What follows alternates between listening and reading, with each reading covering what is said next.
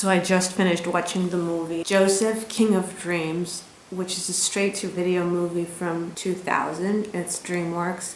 Well, it couldn't be a sequel, but like a follow-up to Prince of Egypt. It's amazing.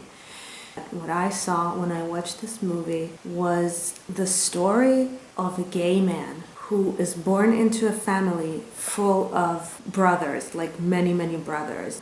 I once saw a TED Talk about epigenetics of male homosexuality, about how in the womb of our mothers, some of the external factors might play a role in what the mother's body decides to do with the embryo. For example, if he has already many brothers living around him and few women, the mother's body might decide that there's need for somebody with higher emotional intelligence, someone who will not take the few remaining ladies, someone who is nurturing and could take her place if she were to die. This guy in the TED Talk confirmed that there's a significant statistical above average emotional intelligence in gay men as opposed to straight men. This is actually what we see here. This story follows him as he struggles with his brothers and how they betray him, and then they sell him into slavery, where the first thing that happens to him is he showcases his interior decorating skills and rises to power.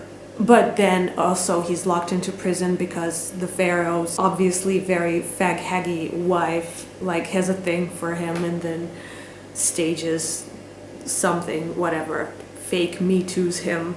And then in prison, he starts interpreting dreams because he's so emotionally intelligent. He's very understanding, he's very sensitive, and he interprets dreams, basically becomes the prison psychologist. Even in prison, you can tell that he is such a homemaker and such a nurturer of life that even in this bare prison, he can make a tree grow. And then he handles his family affairs kind of dramatically, but ultimately nicely. I think my favorite part in this movie has to be when he's in prison.